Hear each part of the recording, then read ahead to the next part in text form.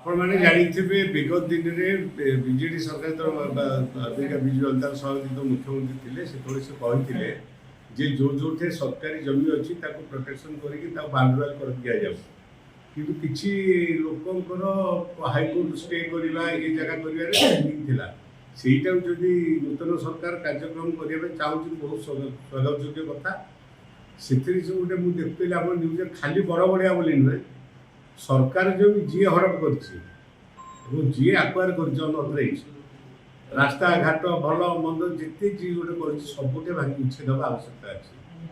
କାହିଁକିନା ଆଜିକା ଦିନରେ ଟ୍ରାଫିକ୍ ସମସ୍ୟା ସବୁ ଛୋଟ ଅର୍ବାନ କୁହନ୍ତୁ ବଡ଼ ସହର କୁହନ୍ତୁ ଛୋଟ ସହର କୁହନ୍ତୁ ସବୁ ଜାଗାରେ ସମସ୍ୟା ସୃଷ୍ଟି ହେଇଛି। ଆଜିର ବୋଲି ନୁହେଁ, ଦୀର୍ଘ 50 ବର୍ଷ ଭାରତ ସ୍ୱାଧୀନ ହେଲା ପରଠୁ ଧୀରେ ଧୀରେ ଲୋକ ସଂଖ୍ୟା ବଢ଼ିଲା ପରେ ଲୋକ ଜଙ୍ଗଲ ଜମିଠୁ ଆରମ୍ଭ କରି ସର୍ବସାଧାରଣ ଜମିଠୁ ଆରମ୍ଭ କରି ଧୀରେ ମଡ଼େଇବାର ଅଭ୍ୟାସ ସମସ୍ତେ କରିଦେଇଛନ୍ତି, ଯୋଉଟା ଉଚ୍ଛେଦ ହେବା ଆବଶ୍ୟକତା ଅଛି। ବଢ଼ିଆ।